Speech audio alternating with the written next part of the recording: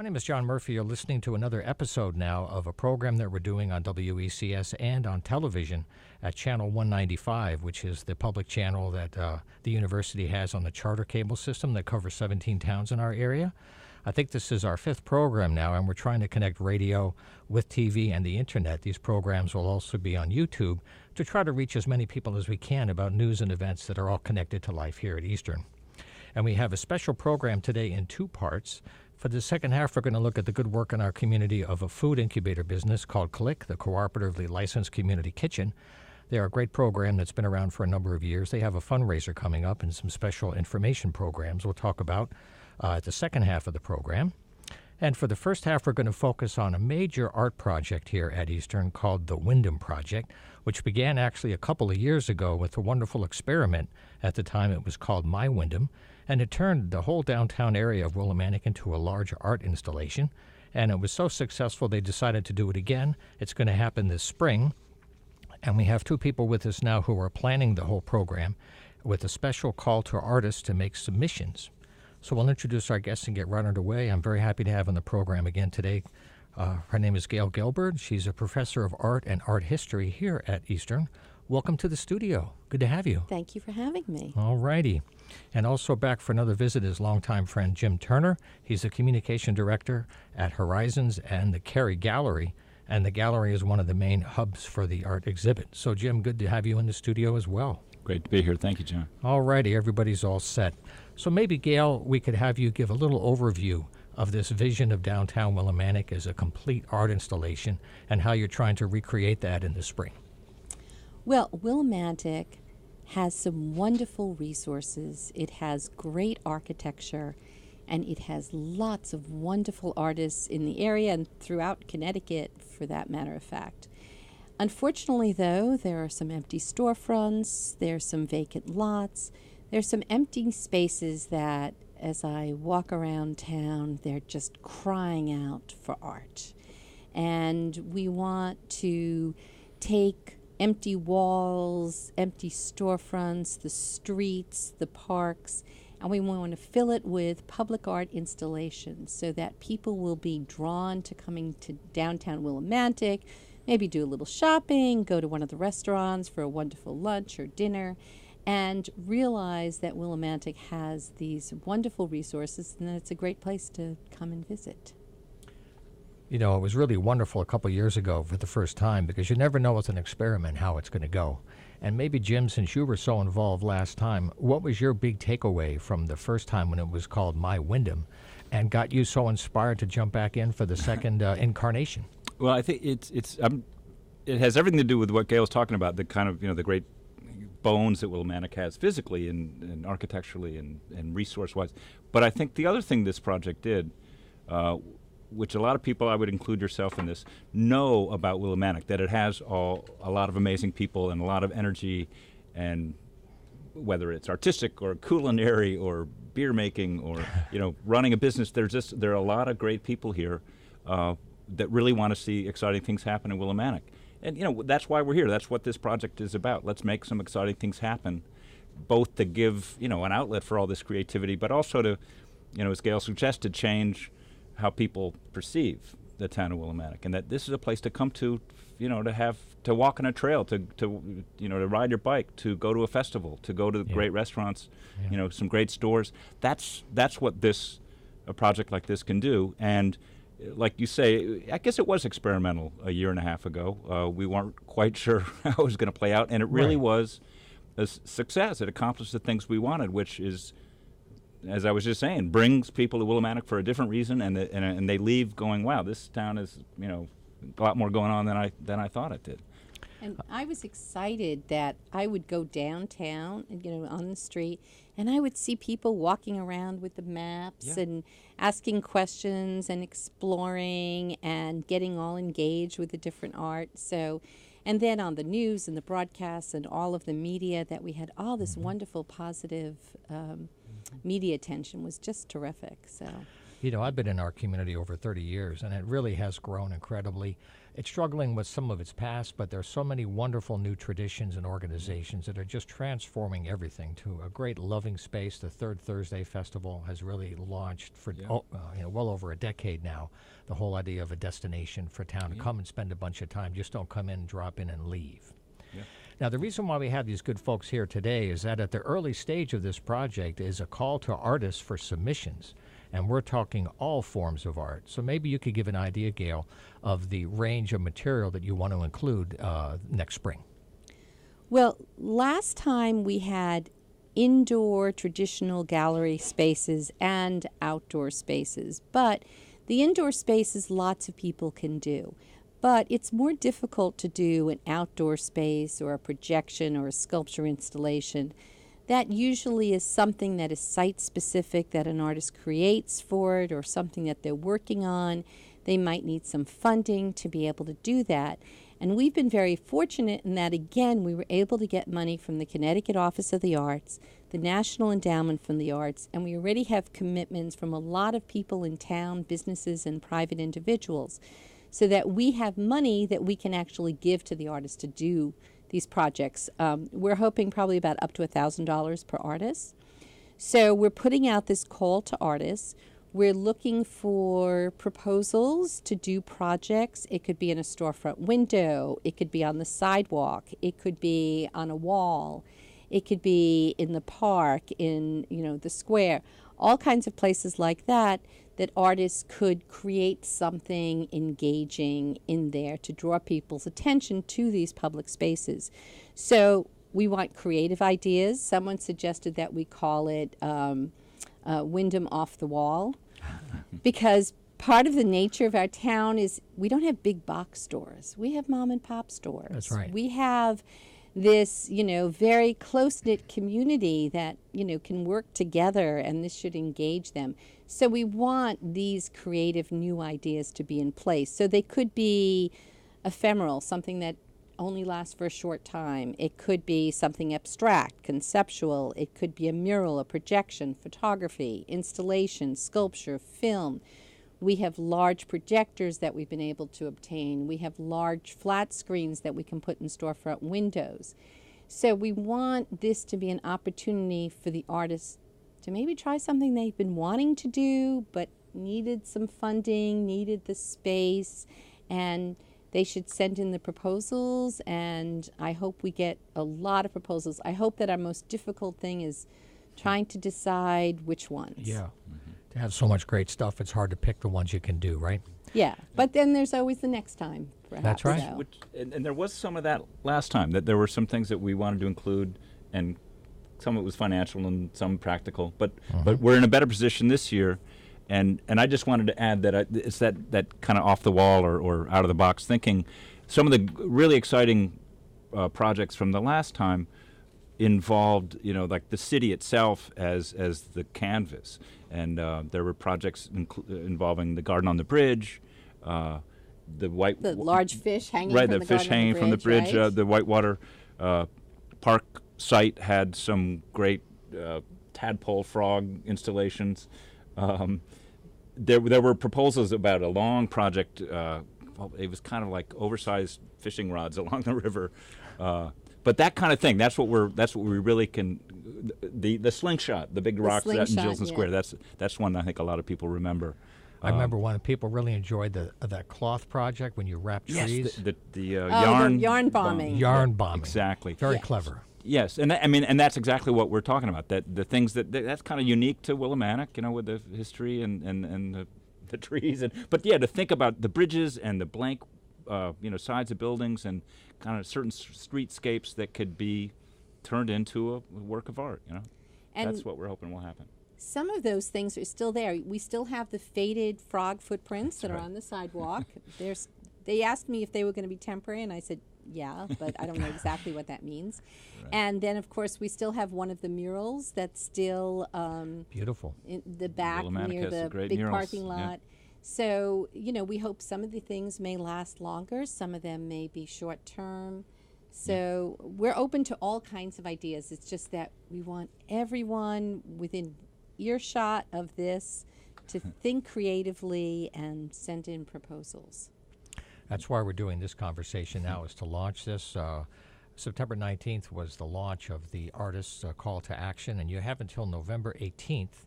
And to contact these good folks, there's a couple of ways. One is to just check out the website. They have WIndhamProject.org, and you'll get some background and I think maybe some pictures from last time, I believe, right? Some images. Yeah, there's from an last archive of last Right. times that we're putting up some town images, Right. and also on there are links to send it in with the instructions of what it is that we want, because we want the proposal, we want some images of other work that the artist has done, and we want some images that might relate to this proposal, because ultimately we're hoping also that the images, the proposals, will be shown in Kerry Gallery. Right. That. So all the proposals. Well, that I think you used that phrase, the hub. Yeah. The Kerry Gallery is one of a handful of spaces that I think will kind of be used throughout the project, for receptions and gatherings. Right. And on the wall last year, it was more conventional, paintings and frames. And what we'd like the gallery to show is where these ideas come from, and the drawings, the schematics of some of these off the wall projects. And people always like to see the Yeah. process, Sure. the conceptual process, the drawing, the hand of right. the artist there, and of course at the opening and throughout the time period, which I guess I should say the exhibition dates are April 15th to May 25th, and throughout that time a lot of the artists will be there, and there'll be different events. We have no idea what it's going to be, really. That's part of the fun of it. I was just thinking that. It's going to be, let's see what happens. Let's see what pops up. Yeah. Now, so we mentioned the website, WIndhamProject.org. If you want to do the email route, contact@WIndhamProject.org, right? Contact. And the good old low-tech phone, 465-0197, 860 if you need to know, 465-0197. Now, for an artist to prepare a submission, let's make this clear that we're looking for proposals, not finished works yet. So they shouldn't jump in and go wild until they have submitted some proposal, a draft, some kind of a preliminary proposal, right? It depends what the work is. So some Okay. artists may have something that they've been working on that they think is perfect, and it might be in a more finished state. Okay. Some might just have this germ of an idea that they're going to put a proposal in for. So it really all depends on what. Again, I don't want to make any parameters too strict, because I want to leave it open to their creative ideas. Even if they showed it someplace else and it's an installation thing that could have a new life someplace else, in a storefront window or on the street, I don't have a problem with that either. The idea is that they have to think site specific. So they have to think about what kind of place they would like this to be in. It's not like a sculpture on a pedestal or a painting on a frame. That's why we're saying like off the wall, off the pedestal, just in the space. In the It streets. might be helpful to think of it almost that maybe there's a performance aspect of it, that whether you're a band or a dance troupe or or a theater company, that so you talk about what things you've done in the past, but then you have this idea that would be suitable for this, and we'll consider it. And there's animations Yep. that could be done, and projections of different kinds of work. So it's really open. The only thing that we're not going to do is traditional gallery framed things or on the pedestal, because there's lots of other places to be able to do that. Right. This is for those other ideas. It's a real Willimantic idea. It really Right. is, and I really commend you for taking this on a second time and for giving life to maybe a new tradition here that could go on for a long time. So in case you've just joined us, we're speaking with Gail Gilbert and James Turner about the Wyndham Project. Currently, they have the call to artists out until November 18th. And also, we'll have them back later in the wintertime. This is also a massive labor of volunteer love. People from all over Eastern and the local town really provide a lot of help to curate events, to watch over pieces, to coordinate the deliveries, the drop-offs, everything you can imagine that makes a 10 or 12-day festival work. So there'll be a lot of ways for people to get involved in the support mode as well as the art mode. But right now, it's really about creativity and encouraging those of you that are off the wall and out to lunch to join in the feast, as it were. So once again, I want to give the information to contact these good folks. WIndhamProject.org is the website. A lot of info there for you and links. Contact@WIndhamProject.org is the email if you'd like to reach the folks, and the phone number 860-465-0197. So maybe what I'll do to have you folks close out is your number one takeaway from last time, that you hope, the one thing that you hope comes back out of all the stuff that happened before. What's the one thing that you hope we see again?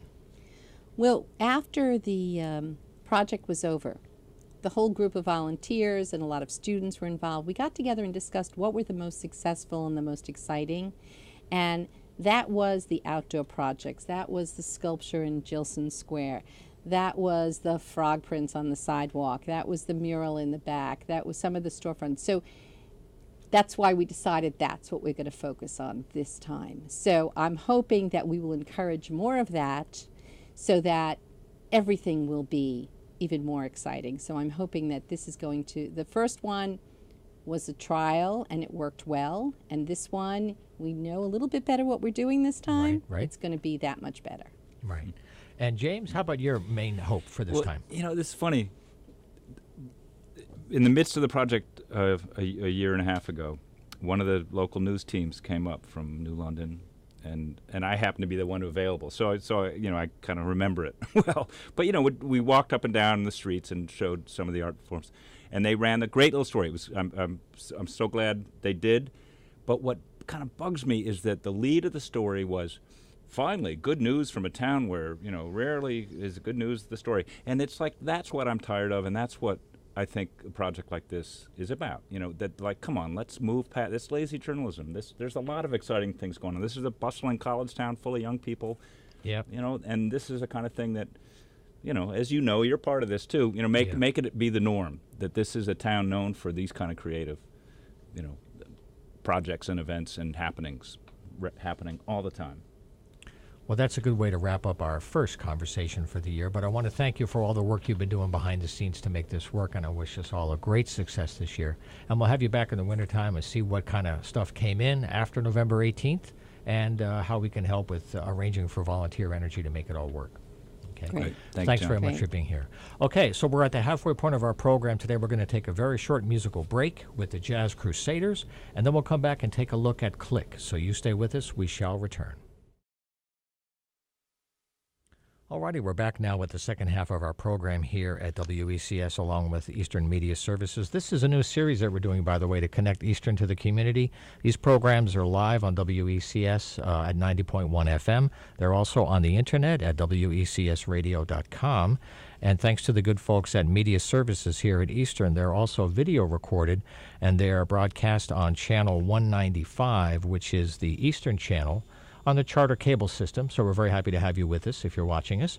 And also these will be posted on YouTube for people that can't catch it now. It'll always be available on demand. And the idea is to connect you with people at Eastern and in the community who are doing all kinds of great things. And one of them right now has to do with our food system and small business startups. The organization we're going to focus on now is CLiCK, the cooperatively licensed community kitchen. I've had people on from CLiCK for many years now, and I have a new manager here. Her name is Rachel Fortin, and she has been with us, I think, for just under a year, right? It's been about 4.5 months. 4.5 months. Yes. So welcome aboard for that. And I guess you're here today to kind of give an overview of CLiCK and also talk about a special event you have planned to help raise some financial support for your programs. Yes, absolutely. So CLiCK is a multifaceted organization. So our primary focus is we are a commercially licensed cooperative kitchen. So what that means is if you or somebody you know has a small food business and they don't have the $250,000 to create their own commercial kitchen, you can come and rent space from us. So we're a Class 4 kitchen, which means that you can prepare anything that you would in a restaurant here. And aside from just renting the commercial kitchen space and providing storage and refrigeration, we are a community of small business owners that help each other out. So say your business is just an idea, you can certainly come to CLiCK and we can help you make your dream become a reality. Well, the problem with the actual legal kitchen is that as a new business startup, you might use it 10, 20 hours in a whole month to make your products to start out with. And this is a way to begin until you can become more established, right? That is absolutely correct. Right. So what I really recommend for our beginning members is to come in and do a time and yield test. See how long it takes you to make those cookies or that pot roast in commercial grade equipment. So laying the foundation and being able to use the space to set your foundation is really critical, and that allows you to appropriately price your food so that you can run a successful business. So as your business grows, so can your time for CLiCK, and we just adjust it appropriately. Can you give us an overview of some of the businesses that are currently trying to find their way? Sure. We have a wide variety of food artisans that share our space. We have several different bakeries. So we have Mara's Baked Goods and gluten-free desserts that are running out of there. We also have a wonderful kombucha maker. She is making flavors that are out of this world and harvesting some of the herbs at CLiCK. So you can't get much more local than walking out your back door and picking some herbs. That's right. We also have Dragon's Blood Hot Sauce Elixir, and if you've been to any of the local farmers markets, you know who he is. And I mean, talk about being able to taste sunshine in a bottle. I'm really looking forward to the sauces in February. And then we have a chef-prepared meals to go company called Simply Fresh Solutions that operates out of there as well. So we have a really nice group of people. And there's also a lot of food trucks that operate out of CLiCK. So we provide, the safety and sanitation, water, and a facility for food trucks to prep. Wonderful. So that really helps that kind of portable economy to grow around town. It absolutely does. That's we were great. really lucky this year where we have 6 food truck members. Wow. So That's great. That's more than Good. you had last year. That's awesome. it is, yeah. Now, I want to give some information about how you can follow up on our conversation today. You can go to the website, which is CLiCKWillimantic.com. And just as an overview, what would I find if I visited CLiCKWillimantic.com? Well, our website is under construction. So if you were going to go there now, you will find some basic information about how to become a member. We are a co-op, so that means that we are membership-based. So Right. some information about that, how you can become a community member. There is a link to PayPal to purchase tickets for our roaming farm-to-table feast, which is happening on October 2nd at Beltane Farm. And the best way, if you're really interested in volunteering at CLiCK or wanting to open up your own food business or possibly teach a class, is please email my personal email. And that is Rachel, RACHAEL .clickwillimantic@gmail.com. I want to mention, too, in case you've just joined us in the program, we're speaking with Rachel Laporte. She's the CLiCK manager. And let's take a minute or two and talk about your fundraiser. This is very important for you to help grow financially and maintain your operations. It's Sunday, October 2nd from 12 to 4 all afternoon, and it's in Lebanon at 59 Taylor Bridge Road. And all this information is on the website if you want to check it out. But what's the plan for the day, and how can people get involved? So the plan for the day is celebrating local chefs, local food, and farms. So we are having a roaming farm-to-table feast. So that means that you will go meander onto this beautiful, picturesque goat farm and the Bartlett Brook River Valley of Lebanon, have some wine, have some local nibbles from different chefs. We are having a gourmet burger bar, which I'm super psyched about. Local beef, chicken, and pork with tons of different pickles and sauces and all that good stuff. And then, go pet some cute baby goats, have a cup of coffee, check out our raffles. And just enjoy yourself. It's October. The weather's starting to get a little brisk. It is. And the days are starting to get shorter. So anytime that I can find a reason to spend some time outside petting cute animals and snacking on some delicious food made by people that care, it's a win. Now, since you're still fairly new, just a few months here, what's the biggest impression that you've experienced so far, since there's so many levels of activity at CLiCK? What's the biggest impression that this work has made on you? The biggest impression this work has made on me. Yeah. Now you're stumping me, and this is a live show. I love live radio. I love live TV. So the biggest impression, probably the most impactful part of my work is being able to help people realize their dreams and have them become a reality. Yeah. And that is truly what CLiCK does.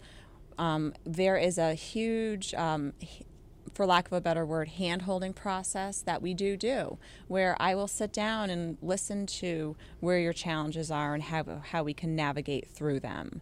And I'm very proud to say that there are 6 new members that have come on board, and I think a lot of that has to do with the community outreach that we do have here.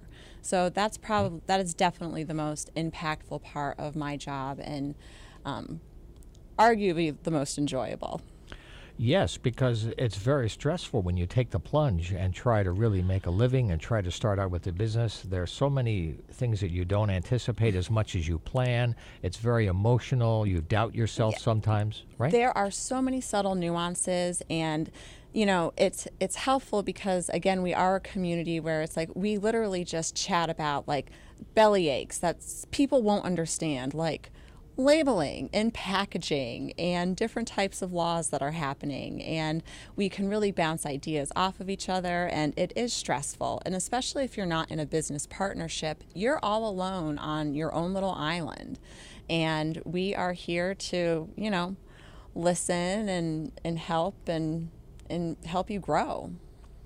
Is there a role, too, we have a few minutes for our conversation, is there a role for people that want to learn through volunteering or community service to help you get involved? Absolutely. So aside from CLiCK being a commercially licensed co-op kitchen, we have a beautiful large teaching kitchen. So we do many different classes there, and we are a 5,000 square foot facility.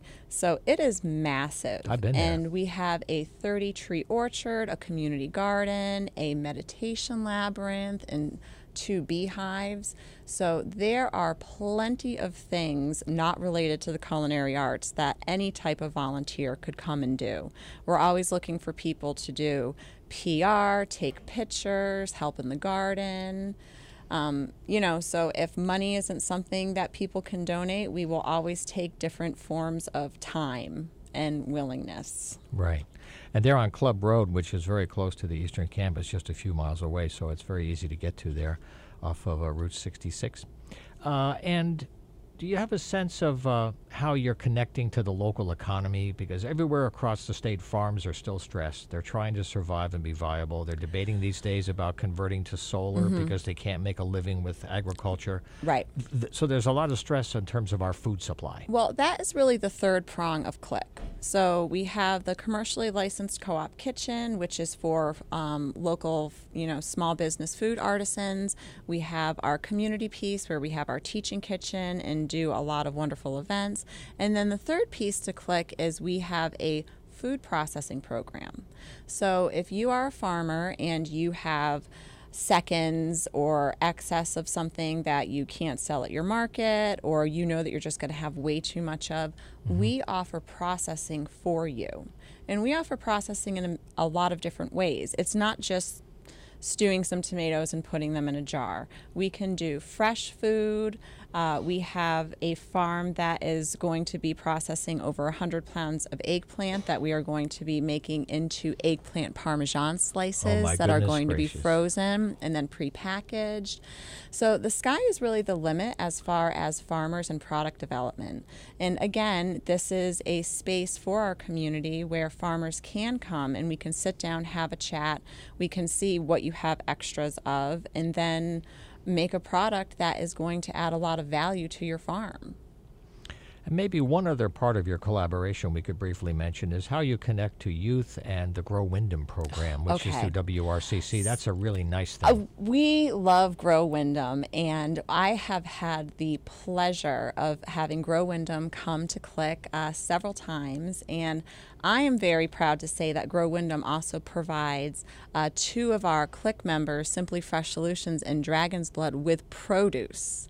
So Like 2 weeks ago, we had 20 pounds of eggplant come in, tons of hot peppers, and we have the Grow WIndham youth come over, and they had a sofrito making program that, I don't know if you've been to the Willimantic Farmers Market, but they were processing their sofrito in our kitchen, and we just had a great time. About a week and a half ago, we did some processing. So we made some roasted tomatillo and poblano peppers, like pickled pepper salsa, which would go great on like some grilled steak or chicken.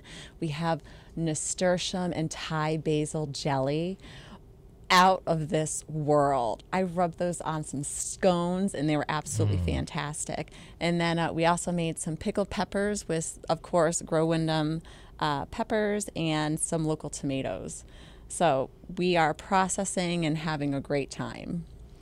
You're making this a very difficult interview because it's lunchtime and you're killing me. Oh, no. I know. But, it's nice. The Grow WIndham is a way that they also work with getting kids in schools aware of healthy food and how not to waste food and how to learn about agriculture, how to work the ground and kind of raise crops. It's a really great program through WRCC, and it's a nice partner for you. It really is. Yeah. Yes. Yeah. Well, I want to thank you for all the good work you're doing. Rachel Laporte, she's the manager at CLiCK here in Willimantic, and they have this special event again. It's going to be Sunday, October 2nd from noon to 4 p.m. at the Beltane Farm, Lebanon. You can just do the address 59 Taylor Bridge Road in Lebanon. And if you can't keep track of all of this, just go to the website and you'll find out all the details to join them, help them raise some funds for this great organization and all the things they're doing to help with new businesses and our local farming economy. So again, the website is clickwillimantic.com, and the old low-tech telephone still works. You can call 860-786-7907, 786-7907. And maybe one last thing, Rachel, if I could, as you look ahead to the coming year, after this is all done, is there any new projects or any goals you have that you're trying to achieve? Oh, yes. Please. Yes. So there are always goals going on at CLiCK, and one of our goals is we are really focusing on turning our teaching kitchen into a state-of-the-art facility that can offer life skills classes, culinary classes to our local people. So that is a major thing that we are going to be, a major project that we are going to be putting on for the winter time. And anybody who has any interest in teaching classes, please give me a call. We are always looking for new community members. So the major focus for the winter is our teaching kitchen and putting in our some rental space for other small businesses. So say if you are a massage therapist or you do some type of healing and you need a space to rent that's calm, that is on the horizon as well. I bet there's a real need in our community for other spaces for that, because sometimes it's very hard to find those kind of quiet places. Yeah. Yeah, so that's really good news. We'll have you back in the wintertime after this is done to try to see how things are going and as your plans evolve, Rachel. Thank you so much. Okay, thanks again for your good work. That's how we're going to wrap up this week's program here. This is made possible through WECS Radio, Media Services at Eastern, and the Center for Community Engagement. We're doing this program to help you connect to all the people here at Eastern and in our community, trying to work very hard to make our everyday life better and happier and more productive and healthier. So thank you again, and we're going to feature a short song to close out this segment, and then we're going to continue with the rest of the Pan American Express on this Tuesday afternoon. So some music now. Stay with us.